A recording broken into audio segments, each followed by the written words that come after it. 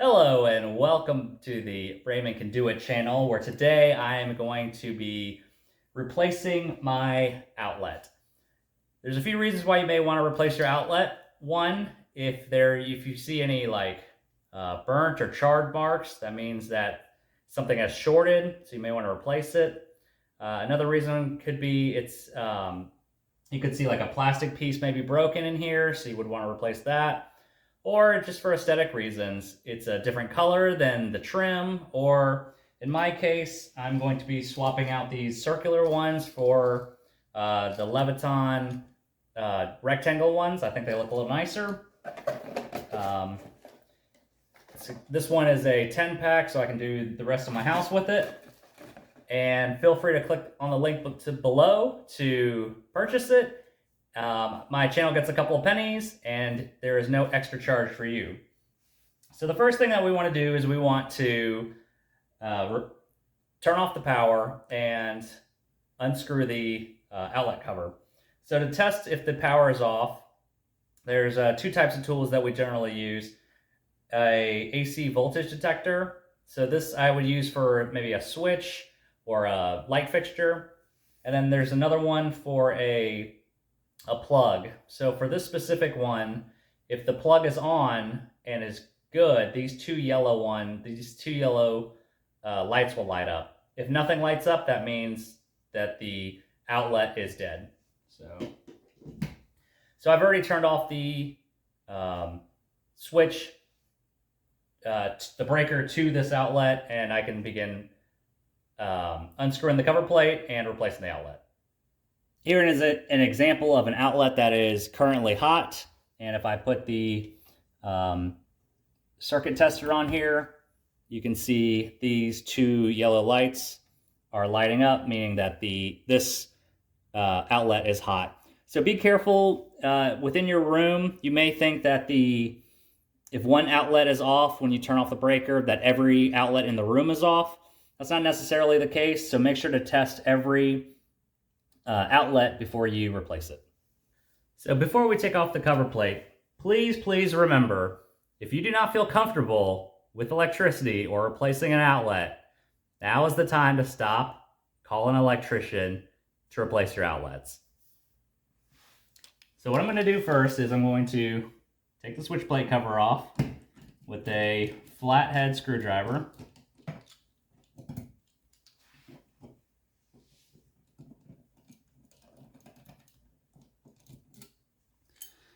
The next thing I'm going to do is I'm going to double check to make sure that the power is off by using this pen detector. If it starts beeping, that means that there's power inside this junction box, and there is none. So now I'm going to change to a Phillips and unscrew the old outlet.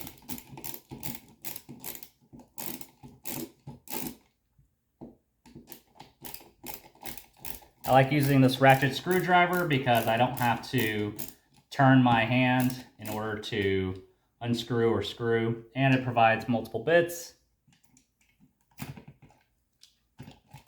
So now that I have the outlet out, I'm going to remove the outlet. So you can see there's a couple of wires in here. In this specific example, there's a green screw. That green screw always connects to the ground copper wire. The other, you may have one set or two or three sets, but this is the black and the white. They'll always be in pairs. So the white is the common or neutral. The black is the line or the load. So that's basically where the power will come in or leave from. So I have two sets of black and white. I'm going to replace them in the same order. The two pairs on the bottom, the two on the top. You don't want to crisscross them. So what I generally do is I replace one wire at a time. I always start with the ground wire first. because if anything happens, somebody accidentally turns the power on, at least you have a ground wire and are grounded. And then I will just replace that and screw it in.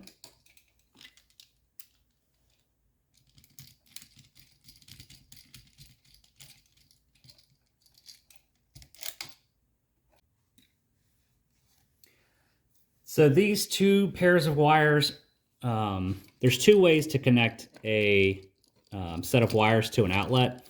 The first way, as you can see right here, it says black on one side, white on the other. It also says it on here, black on one side, white on the other.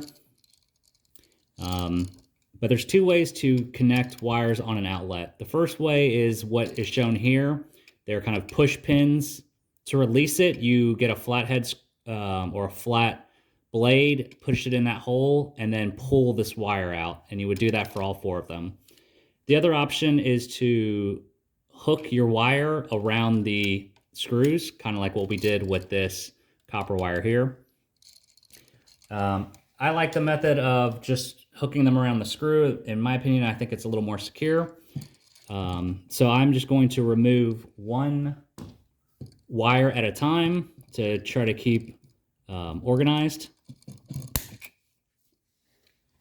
So after I cut the wire from the outlet, it's very difficult to try to push the wire out using that push pin. I'm going to cut about a ½ inch of the insulation from the wire. If you use needle nose pliers on the middle part of it, there's a kind of a cutting part. And I like to put a little bit of pressure, but not enough to cut the copper wire. I hold the wire down, and then I kind of rotate about 2 or 3 times. And then as I can see that the insulation is coming out of the wire, then I'll use my needle nose pliers and kind of pull the rest out.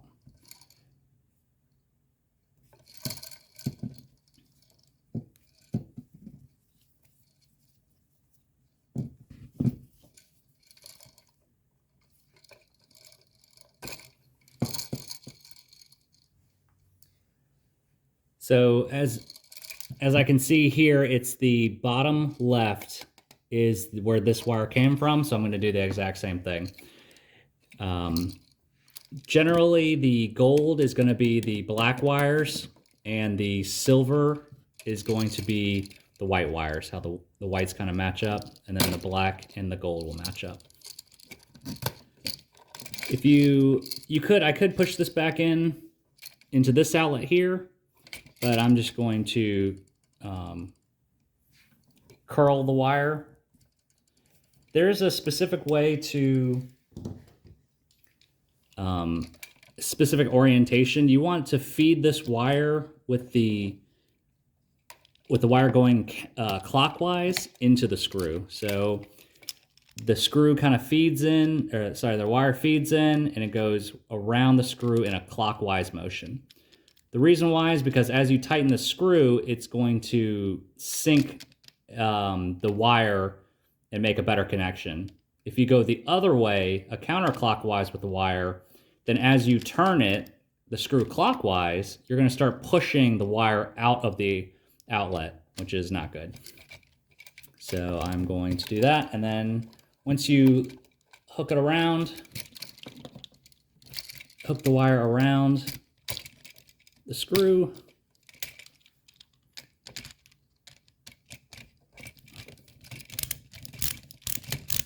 and then you can just tighten the screw. So I'm going to repeat the process for the black wire on the bottom.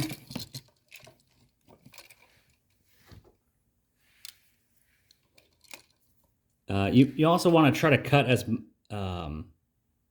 close to the outlet as possible. You don't want to cut way out here and up in the junction box, because then you're not going to have enough slack to cut the insulation, make the hook, and then finagle the wire back into the box. So try to give yourself as much wire as you can. I'm going to repeat the same process here. Cut about a ½ inch of insulation off the wire.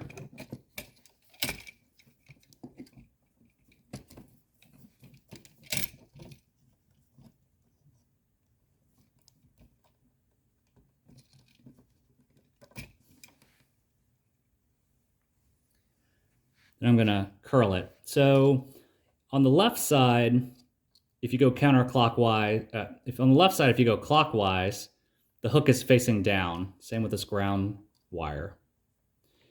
On the other side, if you hook it clockwise, the hook will actually be pointing up.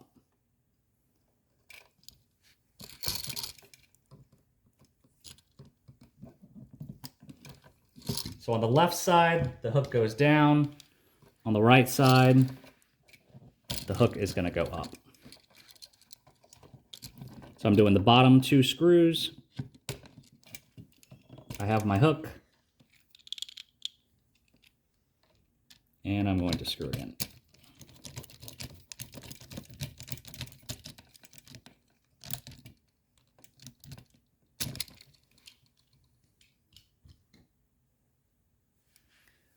I'm going to repeat the steps for the top.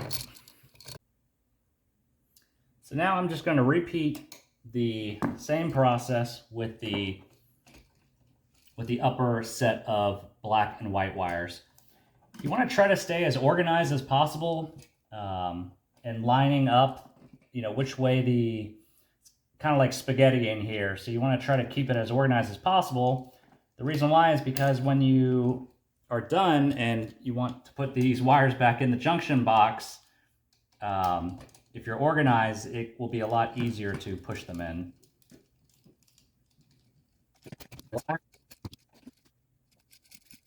The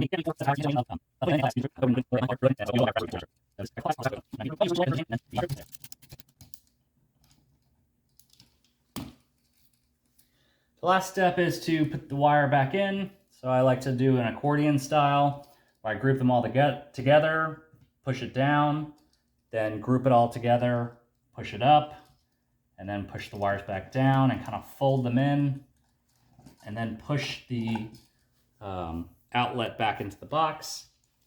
Once I get then I'll try to get 50% of the bottom screw in, and then I'll work on getting 50% of the top screw in, and then kind of alternate and then push the rest in.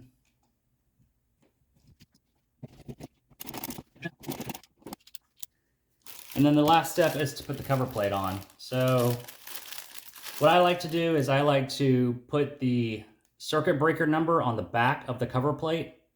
And then next time, if I ever need to replace this plate for whatever reason or turn off the power, then I know what breaker this outlet belongs to. The other thing I like to do is I like to keep an Excel spreadsheet online, so that allows me to keep a diagram of my circuit breaker and then what outlets or lights correspond to that breaker. You don't want to tighten them too tight because you'll crack the plastic switch plate cover or outlet cover. All right, and the last step is to turn on the power and test the box. I just came back upstairs from turning on the power, so I'm going to use my circuit tester. And now we have 2 yellows. That means that the circuit is correct. Try the bottom, and also 2 yellows. So I hope this video was helpful. If you think the video is helpful, please hit the like button. If you want to see any more DIY or how-to videos as well as product reviews, please hit the subscribe button. And my name is Raymond. If I can do it, you can too.